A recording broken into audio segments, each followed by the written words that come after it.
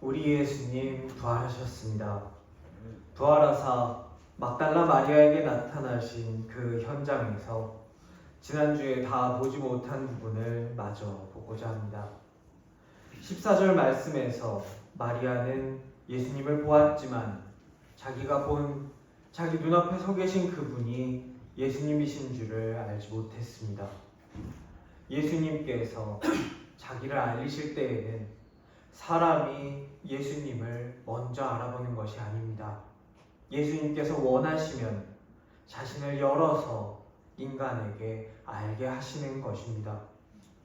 계시의 주도권은 인간이 가진 것이 아니라 하나님께 있다라는 것입니다. 오늘 말씀과 비슷한 장면이 성경 다른 곳에서도 등장합니다.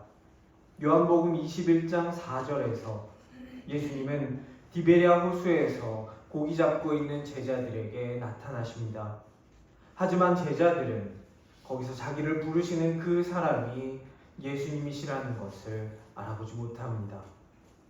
누가복음 24장에서 엠마오로 돌아가는 제자들에게 예수님께서 나타나십니다. 하지만 제자들은 예수님을 알아보지 못합니다. 이전 모습처럼 그물을 오른쪽에 던지라 말씀하실 때, 길에서 말씀하시고 성경을 풀어서 해석해 주실 때, 떡을 가지사 축사하시고 떼어서 나누어 주실 때, 비로소 제자들의 눈이 열려서 예수님을 알아보게 됩니다. 오늘 말씀에서도 예수님께서 먼저 마리아에게 찾아오셨습니다. 우리가 해야 할 일은 나에게도 우리 예수님 찾아오셔서 나로 하여금 알게 하시기를 구하는 것입니다. 마태복음 7장에서 예수님은 이렇게 말씀하셨습니다. 구하라, 그리하면 너희에게 주실 것이요. 찾으라, 그리하면 찾아낼 것이요. 문을 두드리라, 그리하면 너희에게 열릴 것이니 구하는 이마다 받을 것이요. 찾는 이는 찾아낼 것이요. 두드리는 이에게는 열릴 것이니라. 이 말씀은 내가 많이 구하면 내 마음대로 하나님을 움직일 수 있다라는 말이 아닙니다.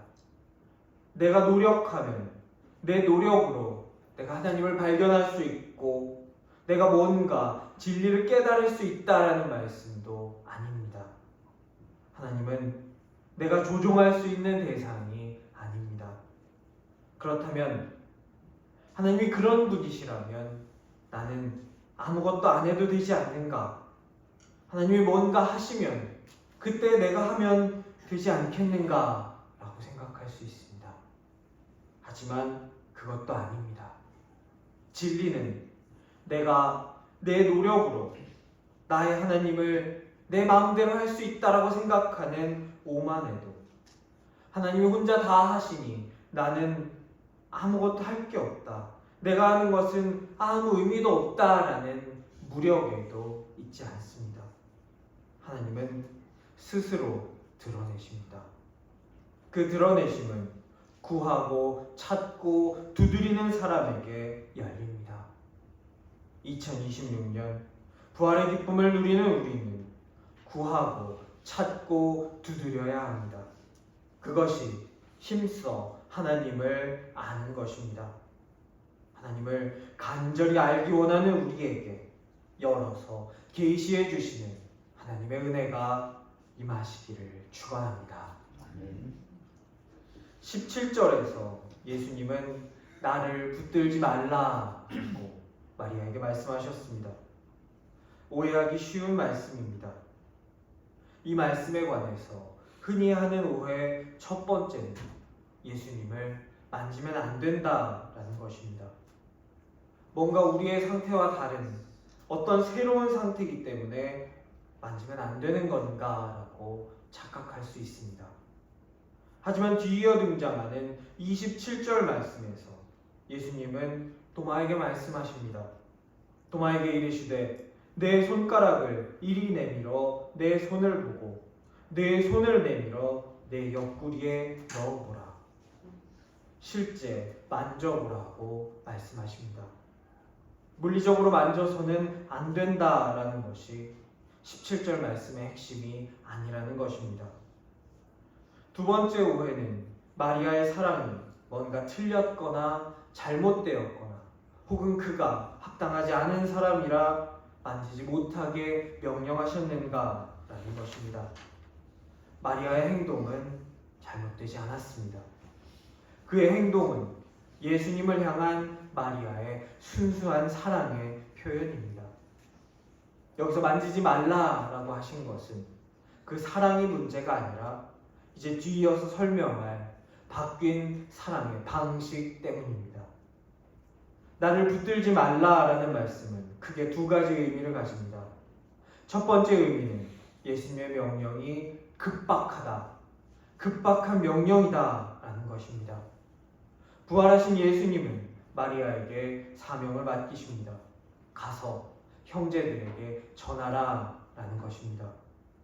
부활을 알리는 사명에는 부활하신 예수님의 발을 붙들고 혹은 예수님을 껴안고 기뻐하는 그 잠깐의 시간조차 지체할 수 없다는 것입니다. 지체하지 말고 지금 당장 가서 알려야 한다는 것입니다. 나를 붙들지 말라라는 말씀의 두 번째 의미는 이제는 사랑하는 방식, 예수님과 관계하는 방식이 바뀌었다라는 것입니다. 이제는 이전의 방식으로 나를 붙들어서는 안 된다는 것입니다. 마리아가 알고 있던 이전의 방식은 그의 눈으로 보고 그의 곁에 두는 신앙이었습니다. 그러기에 마리아가 예수님을 지금 붙잡으려는 것은 당연한 반응입니다. 다시는 예수님을 잃고 싶지 않은 마음, 이전처럼 곁에 두고 싶은 마음이 불같이 올라오는 것은 어찌 보면 당연한 것입니다. 우리도 지금 우리의 눈앞에 내가 다시 만나고 싶은, 다시 보고 싶은 사랑하는 사람이 돌아와서 서 있게 된다면 우리도 마리아처럼 붙잡으려고 할 것입니다. 하지만 예수님께서는 부활하셨고 마리아에게 새로운 방식을 계시해 주십니다. 새로운 방식은 믿음으로 따르고 사명을 감당하는 신앙입니다. 예수님께서는 성령으로 다시 오실 것을 말씀하셨습니다. 그때의 기쁨은 빼앗을 자가 없다고 말씀하셨습니다. 예수님의 지금의 모습은 아직 예수님께서 말씀하셨던 성령으로 오시는 그 모습은 아닙니다. 우리 예수님 곧 승천하시고 성령으로 함께 하실 것입니다. 그렇게 될 때 마리아의 신앙은 이전에 보고 곁에 두는 신앙에서 믿는 신앙으로 변화될 것입니다. 요한복음 20장 29절은 말씀합니다. 너는 나를 본고로 믿느냐? 보지 못하고 믿는 자들은 복되도다 하시니라. 보지 않고 곁에 두지 않고도 믿음으로 붙잡고 따르는 신앙, 마리아의 변화된 신앙, 그것이 우리에게 요구하시는 신앙의 모습입니다. 내가 아는 작은 것 하나만 고집스럽게 붙들고 이것이 좋사오니, 옛날 방식이 좋사오니 라고 하면서 초막짓고 그 자리에서 나아가지 않는 머물러 있는 신앙에서 우리가 더 나아가기를 원합니다. 예수님께서 내 이름을 아시고 내 이름을 하나하나 부르시는 나의 목자께서 인도하시는 대로 더 깊고 더 성숙한 신앙의 단계로 나아갈 수 있는 우리가 되기를 축원합니다. 예수님께서 마리아에게 그 형제들에게 전할 말을 일러주시면서 이런 말씀을 하십니다. 내 아버지, 곧 너희 아버지, 내 하나님, 곧 너희 하나님. 이 표현은 매우 놀라운 선언입니다.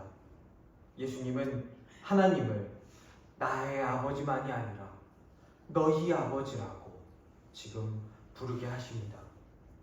제자들이 하나님과 새로운 관계에 들어가게 되었습니다. 너무나 거룩해서 그 이름조차 함부로 쓰지 못하고 부르지 못하던 그 하나님을 아버지라고 부르게 하신 것입니다. 예수님의 아버지가 나의 아버지 되신 것입니다.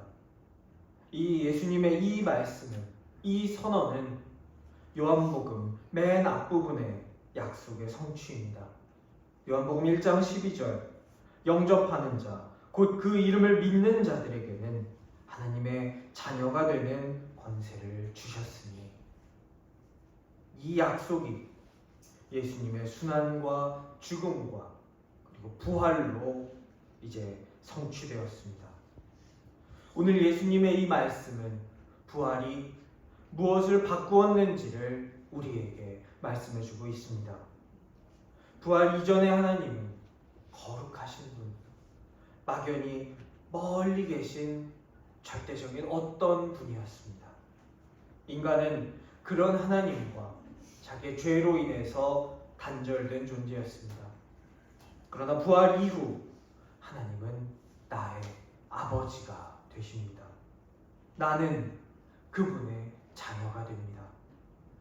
예수님이 하나님과 맺고 계신 그 관계 안으로 우리를 초대하신 것입니다. 이는 단순한 용어의 변화가 아니라 인간 존재의 신분 변화입니다. 오늘 17절에서 예수님은 말씀하십니다. 너는 내 형제들에게 가서 이르되. 마리아는 이 말씀을 형제들에게 가서 전해야 합니다.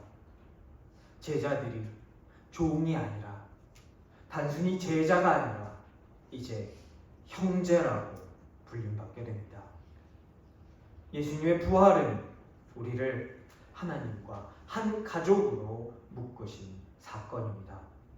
오늘 부활을 기뻐하며 이 자리에 나아온 우리 신생의 모든 성도들에게 예수님의 아버지가 곧 우리 아버지가 되시고 예수님의 하나님이 곧 우리 하나님이 되시는 큰 축복이 가득 임하시기를 축원합니다.